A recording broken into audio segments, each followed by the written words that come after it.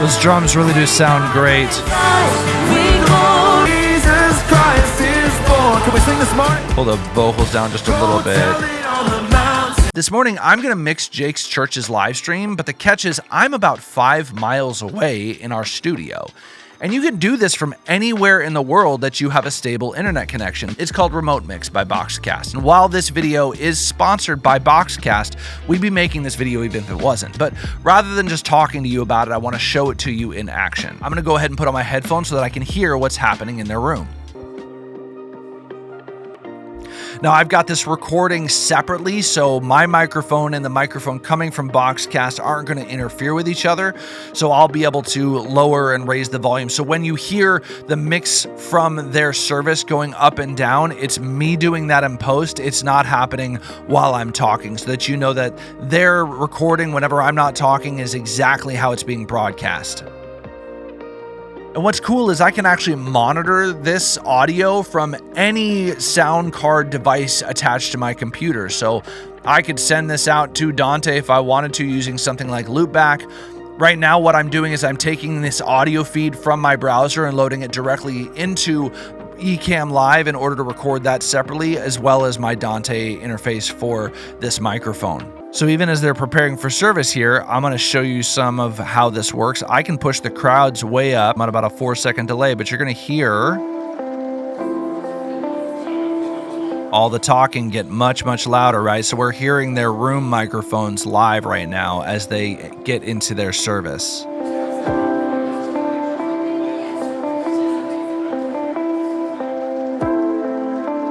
And there it goes back down. So that's about the time delay that we've got to work with. That's why I don't want to do a channel for channel mix. It actually is much better in this instance to be able to just mix those groups directly to the broadcast, and those are post fader mixes. So it's just some small adjustments I'm going to be making this morning. Now, a quick note here. At the time I recorded this, I was using Safari, and what I didn't realize is that using Chrome actually reduces the audio delay significantly.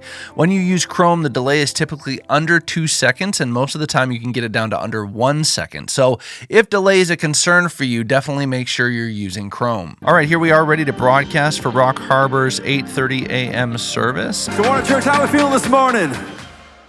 Hey, let's stand to our feet and sing some songs to the Lord. Go tell it on the mountain that Jesus Christ is born. Can we sing this morning? Pull the vocals down just a little bit. Go tell it on the mountain. Go tell it on the mountain. Go tell it on the mountain that Jesus. Hey, look at Jake over here being the MD for the day. Bet you guys didn't know he could play keyboards. Go tell it on the mountain.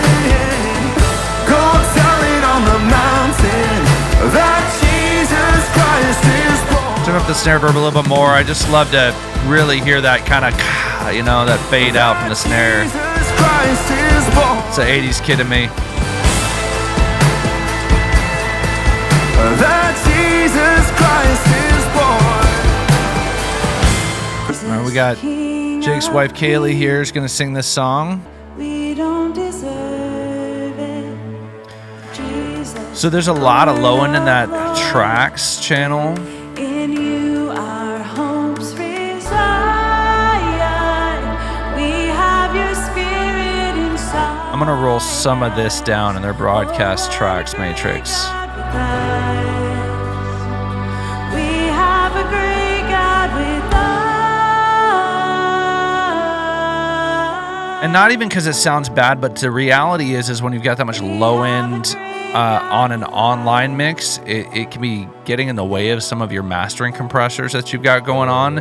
And most people are listening to this on a phone, to be completely honest. So as nice it is to have a huge full low end like that, I would rather have clarity.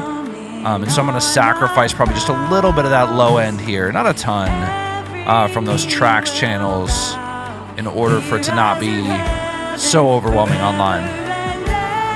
But it's kind of cool that I could jump into the processing for those channels and do that. Now vocals got lost a little bit, so I'm going to push them. Savior of souls, you are the only Messiah.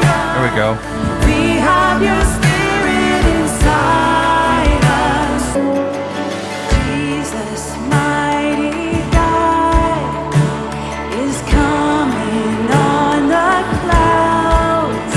Let that snare ring out a little bit more. Heaven forever and ever. Light of the world. I'm gonna take the crowds down a little bit. It's getting messy. Souls, you are the only Messiah. We have your spirit inside us. Oh, what a great God with us. We have a great God with us.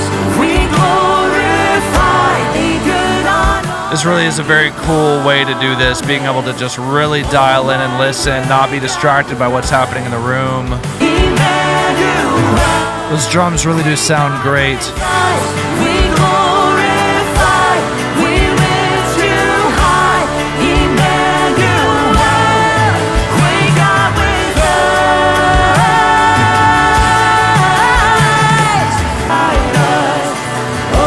Now, let's say I wanted to make some adjustments to that vocal. We have a great God with us.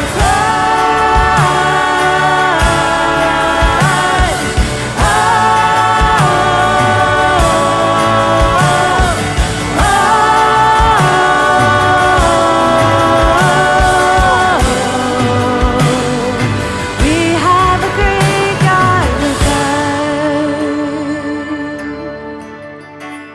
So if I needed some individual control, it felt like there was a lot of vocals happening at the end, so I was pushing Kaylee just a little bit.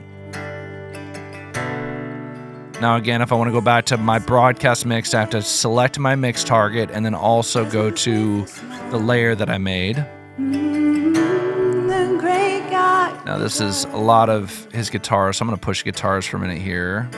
we lift you up, Emmanuel. As you praise him this morning, lift that up. We glorify. I want to hear those crowds. You're the great God with us. We glorify.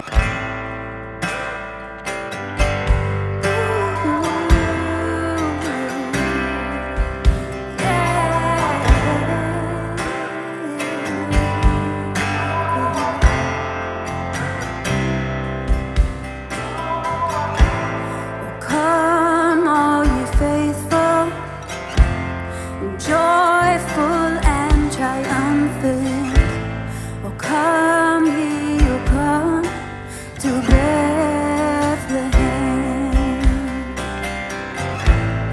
Come and behold him, born the King of angels, and let us adore him. He's Christ the Beautiful. I know we had so many volunteers. I'm going to slowly push up their talk to try and get it closer to the same level as the music. We get to enjoy here on Friday night and Sunday morning, and so it's just so great to see what God is doing. And we just love to stay connected with you. I would like to see this processing here a little bit, so I'm going to jump into this. It seems very thin online. I'm getting a lot of S's. That's how I know it's really progressing really well, and so hopefully the women will have their completed restroom soon. But if you don't know, right now the restroom off here in the lobby will be the men's restroom. But for now, the big signs say women's restroom. And gentlemen, if we need to use the facilities, walk outside, follow the sign. All right, so when Kevin first came up to do those announcements, he was very sizzly. There's a lot of high-end sibilance up there. And so I actually did a little bit of EQing myself by going to processing here and then picking that bus, which is under the groups, and that's a BC Talk group. And if I move the preview out of the way here, you'll see I actually had initially just turned down a little bit up here in that high end with a parametric EQ, but because Asa is there at the campus, this is kind of a great way to talk with your front of house engineer if you're going to do this remotely, is I texted him and be like, hey, it's pretty sizzly up there. He went ahead and put in a low pass filter, which isn't something a ton of people use, but it is very handy in some situations, especially like this. It was a ton of high end, ton of sizzle, ton of sibilance. So he put in a low pass filter that starts at 7.6 kilohertz, and then it's just a slight roll off. So it just takes a lot of that harshness out of his talking voice. So that's nice to have in there. One other feature I didn't show here simply because I didn't have access to it at the time is MIDI fader control. So using Chrome, you can actually connect a MIDI controller like a Behringer X Touch and get actual tactile fader control while mixing remotely. So if you're someone who really prefers physical faders over a mouse, this is kind of a big deal. In compassion, of peace, and understanding. Even during a message, and maybe even especially during a message, I don't think I can overstate the importance of crowd microphones. Because if I were to take these out, and I don't want to do this because they're broadcasting, but if I were to take this out, it would seem so direct and so dead. And you can hear the amount of life that's added to the feeling of even just preaching by having those crowd mics on the online mix. I can't overstate the importance of crowd mics. If you don't have them in your room, you need crowd mics. From the heavens declaring your glory to the manger revealing your grace, you've written this story from the beginning.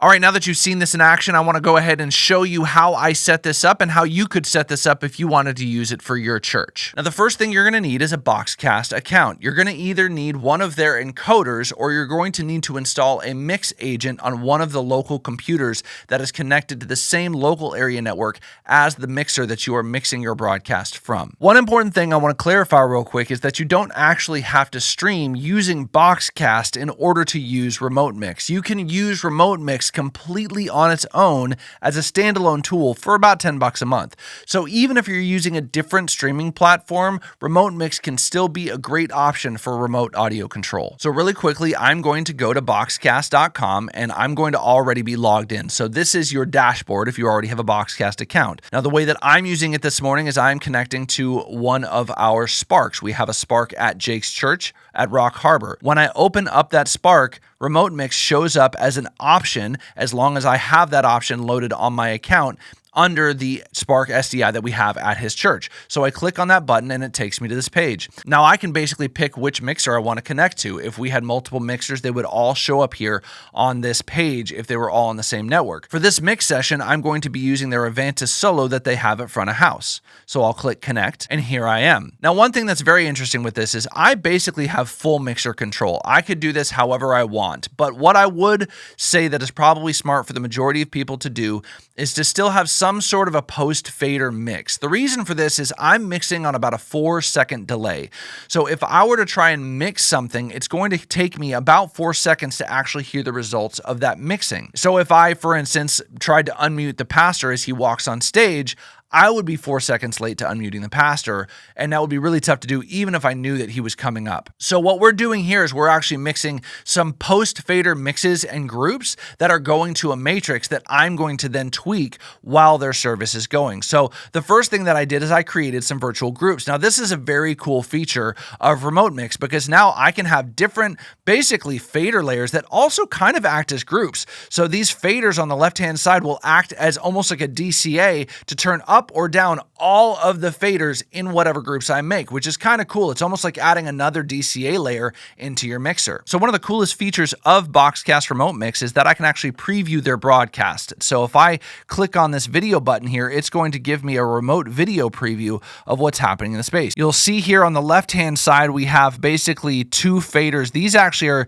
the physical audio inputs into the Spark encoder. We're not using the analog. We're only using the SDI input that's coming through the video switcher. So I can close that because I'm going to basically not really need that. So the first thing that's really cool that you can do in RemoteMix is actually create these virtual groups here. So I can come in here and I can mix any one of these channels and I can mix it even to their main left right. Now, this is something to consider if you are setting this up. You can have this set up so that it can only be locked to one mix. So if you are doing a post-fader aux send that is your broadcast mix, you can make it so that whoever's logging into this can only get into that mix.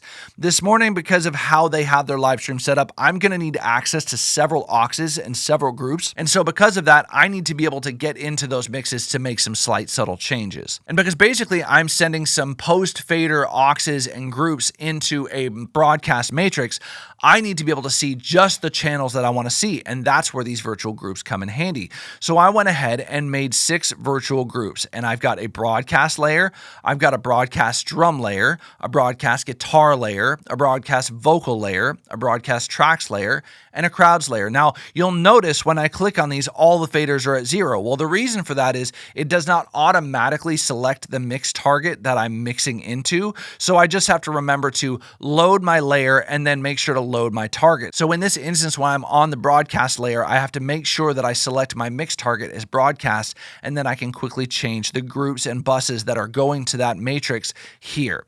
Then what I can do if I want to make some adjustments to, say, the drums, I can go into my broadcast drums, but then I have to switch my mix target to broadcast drums so that then I can make some basic tweaks of what's going to the live stream. And I can do the same thing for guitars. I can do the same thing for vocals, tracks, and crowd microphones. So at Jake's Church, they have an Avantis Solo, and they also have some Waves plugins processing. So I don't have access to those Waves plugins unless I were to like log in using some sort of a remote desktop software. I don't want to do that this morning because that's not the point of this. I don't want to do a ton of in-depth tweaking on a Sunday morning to their live stream. I want to be able to log in and do some basic processing and some basic fader changes.